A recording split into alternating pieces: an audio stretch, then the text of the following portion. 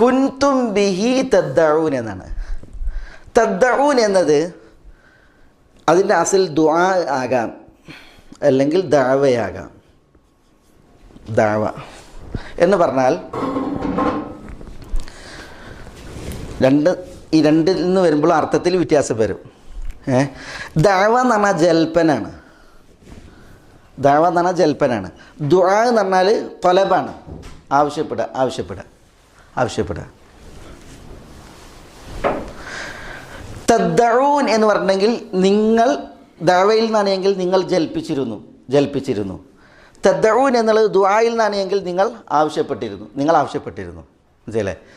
അപ്പോൾ വാഗ്ദാനം ചെയ്തത് തങ്ങളുടെ അടുത്ത് കാണുമ്പോൾ അവരുടെ മുഖം മ്ലാനമാകുന്ന ആ മുഖത്തിൻ്റെ ആളുകളോട് പറയപ്പെടും, ഹാദല്ലദീ കുൻതും ബിഹി, ഹാദല്ലദീ ഇതാകുന്നു, കുൻതും നിങ്ങളായിരുന്നു, ബിഹി അതിനെ തദ്ദഊൻ എന്ന തത്ലബൂൻ ആവശ്യപ്പെട്ടിരുന്നു. നിങ്ങൾ പറഞ്ഞിരുന്നില്ലേ മത്താ ഹാദൽ വഅദ്, എപ്പോഴാണത് എന്ന് നിങ്ങൾ ആവശ്യപ്പെട്ടിരുന്നില്ലേ? നിങ്ങൾ ആവശ്യപ്പെട്ടിരുന്ന ആ വാഗ്ദാനമാകുന്നു ഇത് എന്ന് അവരോട് പറയപ്പെടും.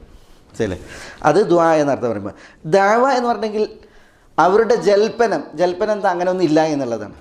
ജൽപ്പനം അങ്ങനെ. അപ്പോൾ ഇങ്ങനെയൊരു വാഗ്ദാനമില്ല എന്ന് നിങ്ങൾ ജൽപ്പിച്ചിരുന്നു. അങ്ങനെ നിങ്ങൾ ജൽപ്പിച്ച് തള്ളിയിരുന്ന, കളവാക്കിയിരുന്നതായ ആ വാഗ്ദാനമാകുന്നു ഇത് എന്ന് അവരോട് പറയപ്പെടും എന്നുള്ളതാണ്. അപ്പോൾ ഇവിടെ ഈ മത്താ ഹാദൽ വഅദ് എന്നാണ് ഈ വാഗ്ദാനം ചെയ്യപ്പെടുന്ന ഒരുമിച്ച് കൂട്ടൽ, ഇതവർ നിഷേധിച്ച് ചോദിക്കുമായിരുന്നു.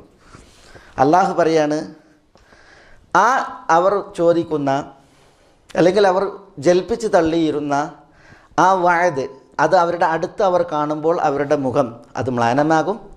അന്ന് അവരോട് പറയപ്പെടും, ഹാദല്ലദീ കുൻതും ബിഹി തദ്ദഊൻ, നിങ്ങൾ ആവശ്യപ്പെട്ടിരുന്ന ആ വാഗ്ദാനം അതാകുന്നു ഇത്, അല്ലെങ്കിൽ നിങ്ങൾ ജൽപ്പിച്ച് തള്ളിയിരുന്ന ആ വാഗ്ദാനം അതാകുന്നു ഇത് എന്ന് അവരോട് പറയപ്പെടും. അപ്പോൾ തദ്ദഊൻ എന്നുള്ളതിന് രണ്ട് രീതിയിൽ അർത്ഥം പറയാം. ഒന്നുകിൽ നിങ്ങൾ ആവശ്യപ്പെട്ടിരുന്നു, അല്ലെങ്കിൽ നിങ്ങൾ ജൽപ്പിച്ച് തള്ളിയിരുന്നു എന്ന രീതിയിൽ.